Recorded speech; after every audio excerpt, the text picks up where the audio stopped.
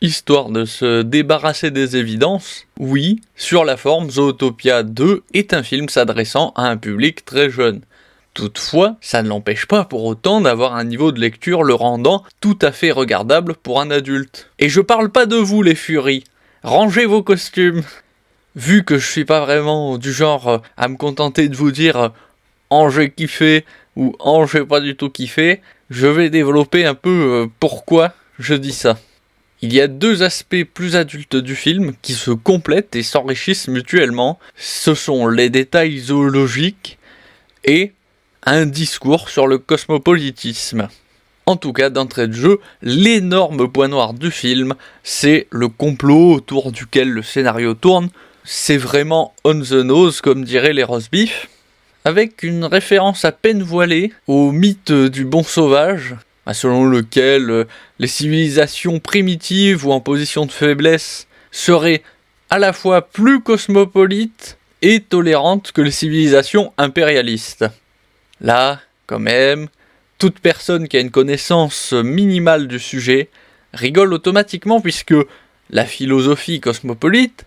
elle a très largement influencé le modèle impérial d'Alexandre le Grand, qui forçait ses généraux à se marier avec des femmes appartenant au peuple qu'ils venaient de conquérir, afin de rapprocher le peuple vainqueur et le peuple vaincu par le sang. Ceci expliquant d'ailleurs les origines grecques de Cléopâtre, puisque suite à la conquête de l'Égypte par Alexandre, l'un de ses généraux, Ptolémée, lui-même fils de Lagos,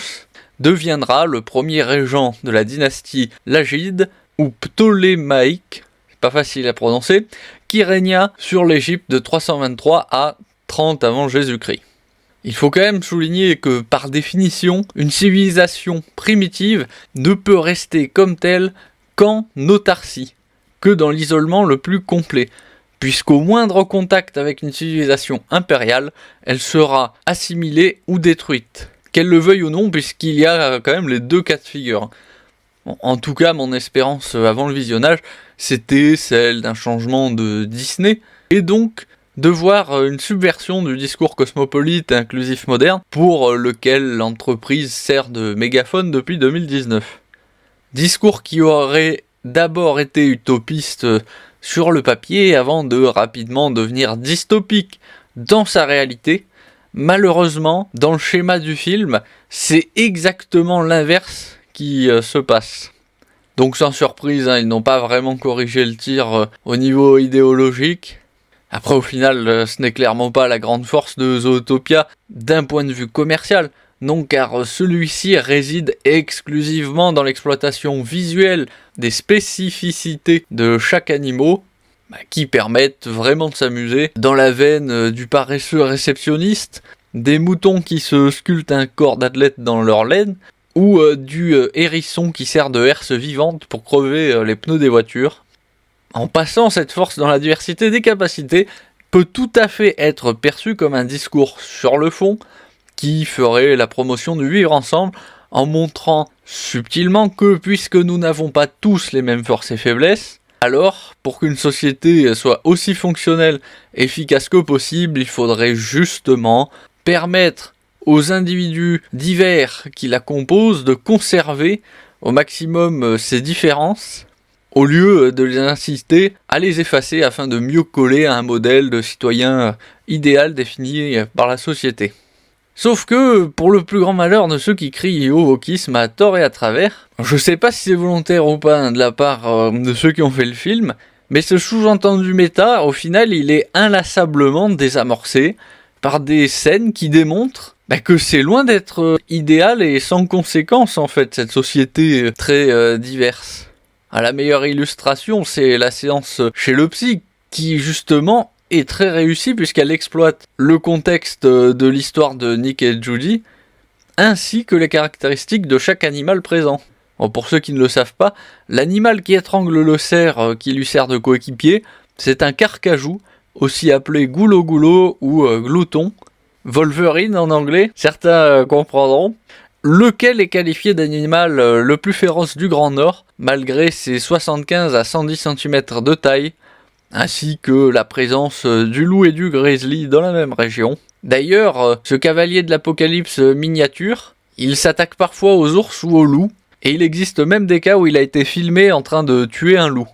Autre détail que tout le monde n'a pas forcément relevé, au moment où Judy est devant le distributeur de boissons, montrer la souris en pleine épreuve physique pour soulever une petite canette, et la présence d'une autre souris dans le distributeur qui a pour unique mission de débloquer les canettes coincées, ça achève de marteler le fait que le multiculturalisme, le cosmopolitisme, il est loin d'être bénéfique pour tout le monde. C'est en cela que je trouve que la dénonciation du wokisme de Zootopia est pas si facile à faire. Puisque même si c'était peut-être l'intention initiale, dans le produit fini, dans ce qu'on nous montre objectivement, eh bien, c'est précisément tous les défis titanesques que la société cosmopolite doit relever. Si vous voulez, pour moi, l'accusation de wokisme, elle se justifie parfaitement pour la phase 4 de Marvel, mais ici, elle me semble plus bancale. Un petit point pour la maturité du discours du chef de police, qui fait très justement remarquer que tout ce que l'on fait n'a pas besoin d'avoir de grandes répercussions pour être utile, car agir à l'échelon local permet à ceux qui travaillent à un niveau supérieur de ne pas perdre de temps sur ce qui aurait pu justement être fait à un échelon inférieur. L'alchimie entre Judy et Nick, elle est bonne, mais les dialogues sont parfois un peu clichés sur l'aspect psychologie. Par contre, ce qui marche vraiment bien, c'est le choix des scénaristes qui ont intelligemment contrebalancé l'hyperactivité de Judy avec le flegme de Nick, puisque ces deux extrêmes permettent de surligner les défauts et les avantages de chacune de ces façons d'être. Ça crée des tensions entre eux, ça crée des dilemmes, c'est bien trouvé. Et oui, je l'avoue, j'ai ri comme un gosse en voyant les chèvres avec la langue collée aux piliers de glace, ou les ours blancs couturiers. Pareil pour le passage dans le bar des reptiles, dont les spécificités sont très bien intégrées, autant dans les ressorts comiques que les trouvailles visuelles. Et même si j'ai grincé des dents par rapport au sous-texte sur l'immigration assez transparent, dès qu'il était question des reptiles,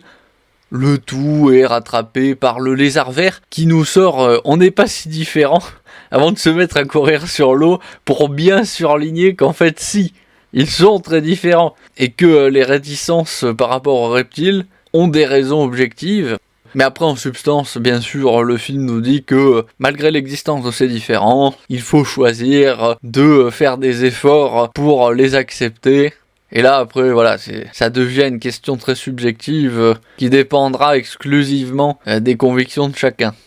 Bon, pour la petite anecdote, le lézard Jésus-Christ ou Basiliscus plumifron est de couleur verte et lui aussi il peut courir sur l'eau. Je dis bien courir, pas marcher. Ça fait plaisir de voir qu'il y a un souci du détail suffisant pour qu'on nous montre les hippopotames en train de courir sous l'eau et non de nager, puisque dans notre monde c'est techniquement ce qu'ils font. Ou encore lors de la poursuite dans le tube rempli d'eau, le serpent ne montre aucun signe de difficulté à se maintenir en apnée, contrairement à Judy et Nick dans une moindre mesure, ce qui est logique puisque certains serpents marins peuvent passer 1 à 3 heures sans prendre de respiration à l'air libre. Pareil pour l'utilisation d'un sanglier comme pisteur d'odeur, puisqu'il compte parmi les animaux terrestres dotés du meilleur odorat. Sans surprise, notamment pour tout ce qui a rapport aux racines, tubercules et autruches. En apprenant un peu plus sur le serpent, on se rend compte qu'il peut être quand même assimilable vaguement au Moyen-Orient, malgré son nom très anglais, Gary du Snake. En soi, ça peut se justifier, puisque c'est assez clairement un crotal, un serpent qui est présent notamment au Moyen-Orient, en Afrique. Lorsque Gary recrache le livre, j'étais un poil déçu, puisqu'on dirait qu'il se décroche la mâchoire, alors que techniquement les serpents ne se décrochent pas la mâchoire, c'est simplement que leur mâchoire inférieure est scindée en deux et reliée par un ligament très élastique. Mais je pinaille un brin puisque visuellement ça peut parfois donner l'impression